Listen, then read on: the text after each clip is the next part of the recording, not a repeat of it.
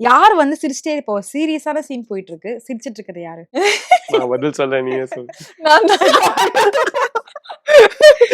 என்னாலே நிறைய எனக்கு வந்து எப்படின்னா எனக்கு ஆப்போசிட்ல ஒருத்தர் நின்னுட்டு எனக்கு லைட்டா சிரிச்சா. இப்ப விஜய் ப்ரோ எல்லாம் எப்படி பண்ணுவாருன்னா கரெக்டா நான் ஒரு எமோஷனல் சீன் அடிக்கிறப்போ வந்து ஆப்போசிட்ல வந்து நின்னுட்டு என்ன சிரிப்பேத்துவாரு.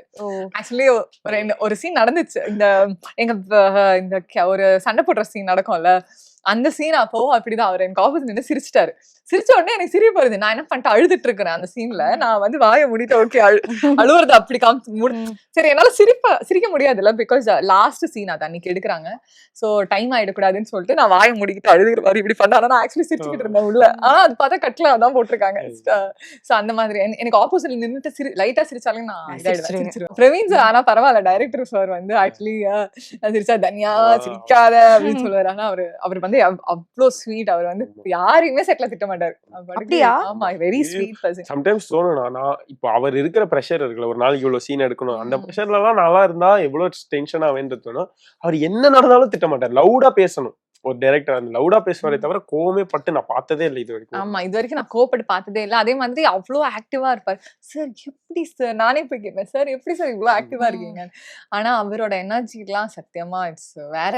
இது மேபி ஒருத்தரோட எனர்ஜி எனக்கு கிடைக்கணும்னு நினைச்சேன்னா அவர் பிரவீன் சாரோட எனர்ஜி தான் எடுத்துப்பேன். ஏன்னா வந்து இப்போ விஜய் டிவிலே அவர் 2 சீரியல் பண்ணிட்டு இருக்காரு. இப்போ ஜியோ ஸ்டார் அப்படின்ற போது லைன் கேப்பே இல்லாம ஒருத்தங்க வர்க் பண்ணிட்டே இருப்பாங்க. சார் எப்படி சார் உங்களுக்கு லீவ் எடுத்து ஒரு நாள் படுத்து தூங்கணும் இப்படிலாம் தோணாதா சார் அப்படின்னு கேட்பேன். இல்ல எனக்கு வந்து ஒர்க் பண்ணிட்டே இருக்கணும். அவருக்கு வந்து ஒர்க் பண்ணிட்டே இருக்கிறது தான் அவரோட, அதுதான் அவருக்கு ரொம்ப பிடிக்குமா. அவருக்கு ரிலாக்ஸ் பண்ணவே பிடிக்காது. அவருக்கு ஒரு நாள் வீட்டுல இருக்கவே பிடிக்காது. அவருக்கு ஒர்க் பண்ணிக்கிட்டே இருக்கணுமா.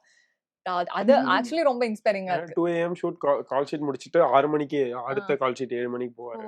அந்த மாதிரி பண்ணுவாரு. எங்களுக்கு 1 to 15 எங்களுக்கு ஷூட் முடிஞ்சிட்டு அடுத்த 15 to 30 வந்து அவர் அழகே ஷூட்டிங் போயிடுவாரு. சோ நான் தான் யோசிப்பேன். ஆக்சுவலி என்ன மகாநதியும் அவதான் பண்ணாரு, அழகு இப்ப ரெசார்ட். இப்படி நான் யோசிக்கிறேன் ஒரு மந்த்ல எத்தனை நாள் எடுத்து ஒரு, அது இல்லாம நடுவுல வெர்டிகல் சீரிஸும் பண்ணுவாரு. Vertical series Hotstar. என்ன செமையா இருக்கும்னா, ஒரு நாள் வந்து ஷூட் இன்னைக்கு வைக்காதீங்கன்னு சொல்லிட்டு அவர் ஃபேமிலியோடையும் அந்த டே ஒரு நாள் நம்ம சும்மா பேசிட்டு இருந்தேன். அது கேட்கும் போது வாவ் அப்படி இருந்தது. ஏன்னா அந்த ஒன் டே என்னதான் இருந்தாலும் அவர் சன்னுக்கோ அந்த டைமும் கொடுக்கணும்ன்றது, வைஃபுக்கோ கொடுக்கணும். ஆமா, இப்ப பர்த்டே, அவரோட பையன் பர்த்டே. இப்போ ஆக்சுவலி எங்களுக்கு இதுக்கு போனப்போ அவரோட ஆனிவர்சரியும் வைஃபோட பர்த்டே.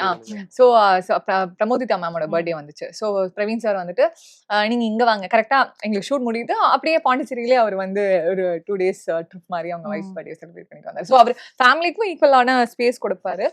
பட் மோஸ்ட்லி எனக்கு அந்த ஒர்க்கை இவ்வளோ லவ் பண்ணி பண்றது அவரு பாக்குறப்போ ரொம்ப இன்ஸ்பைரிங்கா இருக்கும்.